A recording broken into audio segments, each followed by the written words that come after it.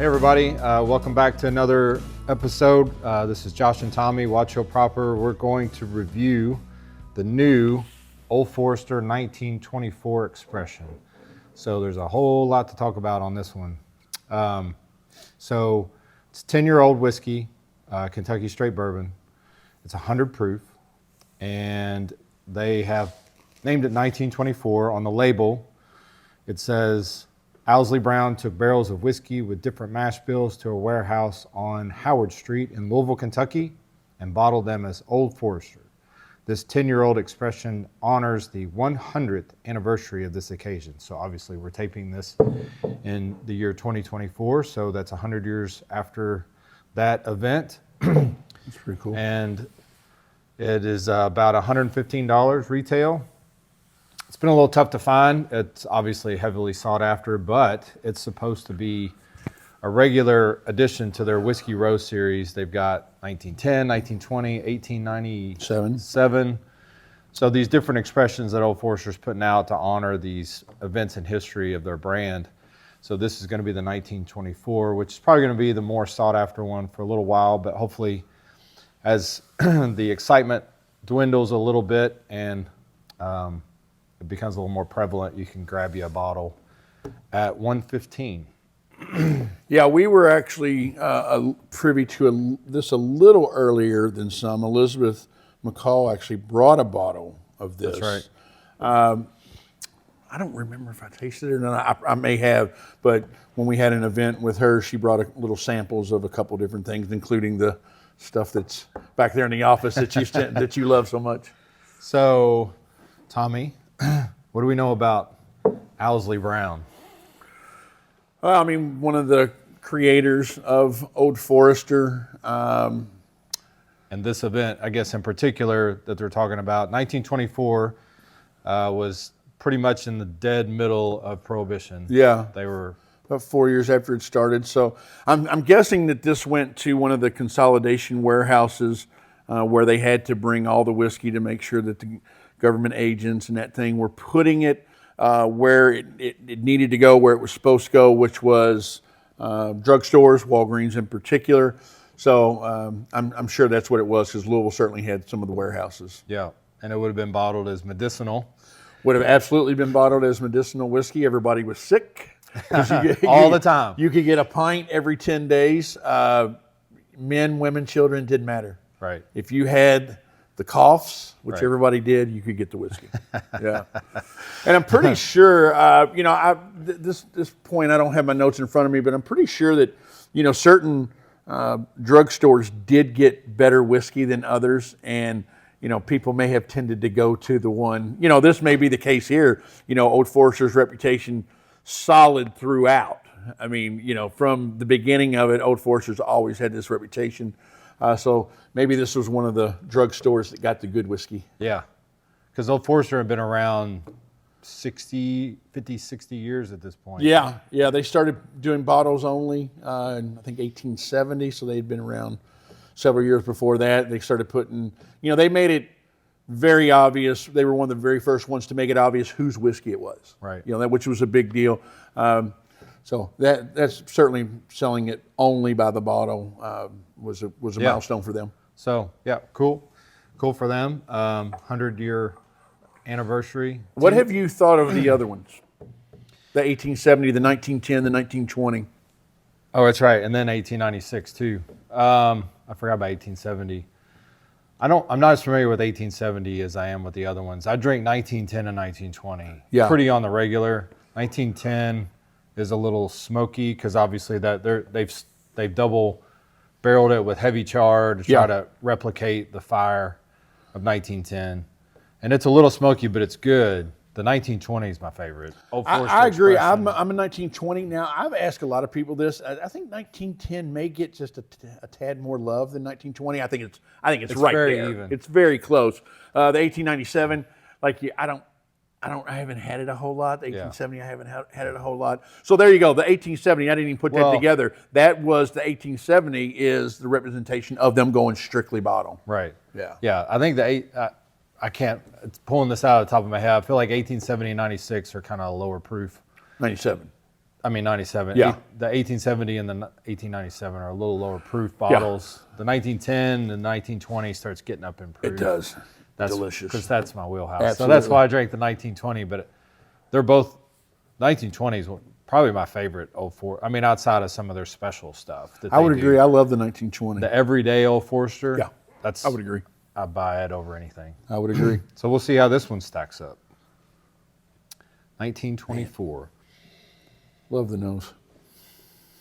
It's just an authentic whiskey nose. It smells like Old Forester too. Smells like Old Forester, which is a good thing, but which is a unique nose to me. It's it's a good nose. It's good. It's just good. I mean, my deathbed whiskey is, if I had to pick a few, King of Kentucky would be top 5 for me. I would agree. And this is a King of Kentucky nose. I mean, I would agree with that. It's a very good nose. it's obviously not as old, but it's still the traditional, I mean, just a real deep nose. Like 10-year, I mean, don't you love when they put an age state 10-year on it? I mean, I like it. certainly Brown-Forman has the juice to do that, but man, it's just so cool when they put the age statement, bam, right there on the label. So what do you think of this? I guess, so it's 100 proof, and it's 10 years old. So we've got we've checked 2 boxes to make it a bottled and bond. I was thinking the exact same But thing. we've not called this a bottled and bond. They did meet So- something. It was either They must have pulled barrels from different years, maybe different distillation seasons. That's the only thing I can think of. 'Cause Different they're probably distillation all season. stored in the same time. different distillation season could certainly have done it.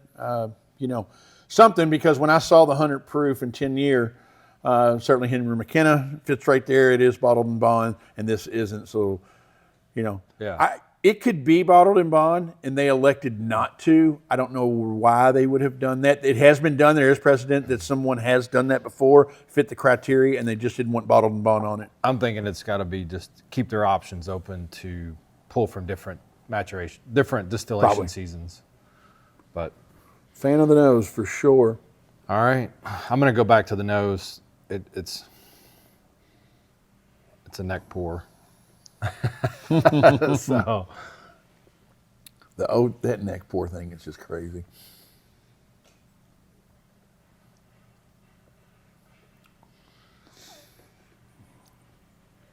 that's where it's not going to hold up to King of Kentucky for me. No, the finish is nothing. The finish goes a little. It's too easy. It's a good finish, and it's a good flavor, but King of Kentucky is going to be foolproof. This has been.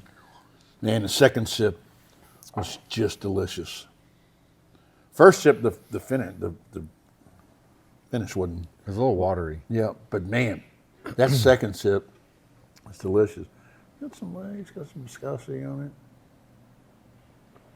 Well, the color is fantastic. Color and nose are fantastic. I think the taste. I don't know. I don't usually get this in a whiskey, but it's easy, and I guess it's just a lower proof, but it almost has a little watery kind of. It's weird. I've had whiskeys like that where they go a little watery. I don't get it very much on this. I would just, with the nose, you expect just a bold on the palate, and it's not. It's not. falling And a little flat on the palate. I think we'll see when I score it on the 3 different categories, you'll see what I think is better. Okay. And the taste is not going to win. Let's dive in. So I'm going to go back to the nose, because to me the nose is the best part about this bourbon right here. Yeah, I'm 83-ish, 83, 84 on the nose. I really, really like the nose on this. The color was fantastic too. The nose, 83-ish. Yeah. Oh, I'm definitely. I would have probably given it an 8.5. I mean, it's a really. I'm not mad Really at 8.5. fantastic. Really. Yeah. The nose is fantastic. And then on the taste, The taste is, to me, is high 7s. Yeah. I would think it's not what the color and the taste. It's good. Don't get me wrong. This is worth having on your shelf. for sure.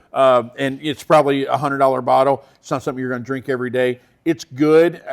I like the taste, and I use this all the time. 75% of the taste I really liked. It got a little something on the finish.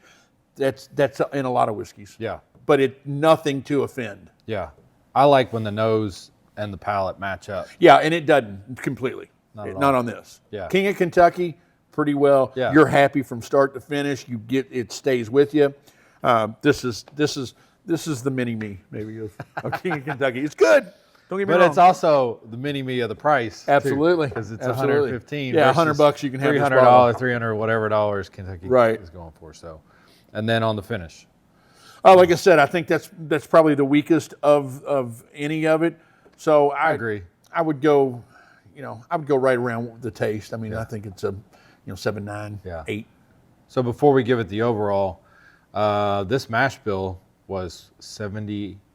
What did we say it was? 79, 11, 10. And if I'm not mistaken, that is the old. So Early Times was out, and then Brown-Forman put out a product called 354. And 354 was a bourbon. Early Times, since I believe the 60s or 70s, has not been classified as a bourbon because they use cooperage. So years ago, they put out 354. That product lasted literally about 12 minutes. I think there was one run of it. They never did anything else with it. But if I remember right, that mash bill was different than the standard Brown-Forman mash bill. It was 79, 11, 10, I think. And so this is that mash bill, which is cool. The standard Brown-Forman mash bill. Do you know what it is? Because I don't.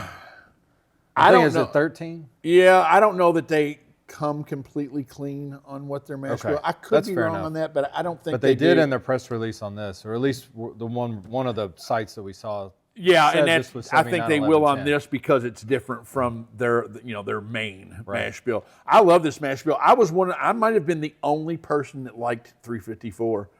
And we have a bottle of it here, believe it or not. Yeah, it's part of my collection. I liked it. I drank a couple bottles of it, but it was gone quick. Yeah. So, all right. So, how are we going to rate this overall? So, I think if we were 7.9 to about an 8.3 or 8.4. Well, the nose was 8.3, 8.5, and then I think our palate and the finish were in the 7, 8, 7. So 8.2? Is that fair? Is that high? Yeah, that's probably high. Probably 8.1. 8.1? Okay, I'm fine with 8.1. 8.1, 8.2 is fine. We'll go 8.1. Yeah, that's fair enough. It's good whiskey. Don't get me wrong. We are trying to make sure that we're being fair, but not giving. 5 is an average whiskey.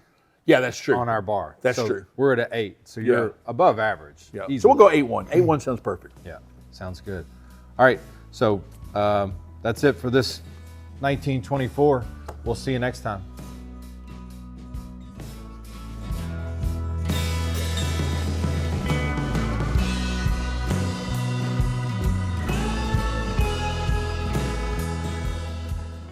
Hey guys, I'm Tommy. This is Josh. We're the owners of Watch Hill Proper. We are the largest American whiskey bar in the world. We're located in Louisville, Kentucky. We'd love for you guys to come out and visit us. We offer, elevated cuisine, great cocktail list, and the wall is what people show up to see. Definitely can satisfy your palate from standpoint of whiskeys, different bourbons, different flights. You can make your own, but we have wines, cocktails. Michael Crouch is our chef. I was going to say, amazing food. So we'd love to have you come out and visit. Join us for dinner. Join us for a tasting. Check us out on the website, watchhillproper.com. You can make reservations. You can see our events that we have on the calendar, and we'd love to have you.